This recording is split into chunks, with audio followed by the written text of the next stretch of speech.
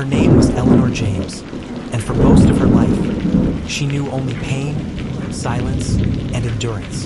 Born in a small southern town, Eleanor grew up with dreams larger than her surroundings. She was vibrant, passionate, and full of hope. At just 20, she fell for Robert, a man who seemed charming at first, but whose love would eventually become a prison. Their marriage lasted 34 long years. To the outside world, they looked like any other couple: kids, a house, a shared history. But behind closed doors, Eleanor suffered.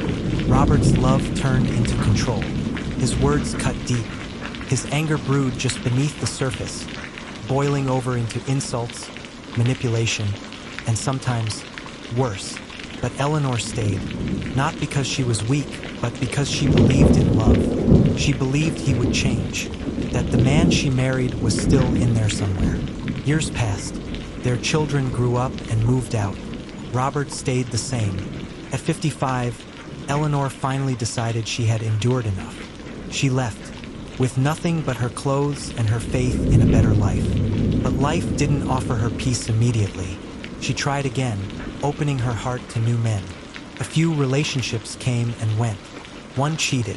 Another used her for money. The third ghosted her after she revealed her past. Each time, she gave her heart, and each time it came back bruised. She was 69 when she met him, Kwame, a gentle, soulful man from Ghana. They met in an online poetry group. What started with shared stanzas turned into long late-night calls, laughter, and healing. Kwame didn't judge her past. He listened, he cared. And for the first time in decades, Eleanor felt seen. There was just one problem. Kwame lived 5,700 miles away. But love doesn't calculate distance. They spoke every night, made plans. He promised to come visit. She saved up for a trip to Ghana. The thought of finally meeting him in person gave her something to live for. But Eleanor's health had been quietly deteriorating. Years of stress, heartbreak, and neglect had taken their toll. One morning, she collapsed. The diagnosis was quick and cruel: heart failure. Her body had finally said, enough. Kwame was devastated. He had booked a flight just a week prior. He arrived in the US 2 days after Eleanor's funeral. He brought her favorite poem, written in his hand. He read it beside her grave. You waited for love your whole life, and though I was late, I came.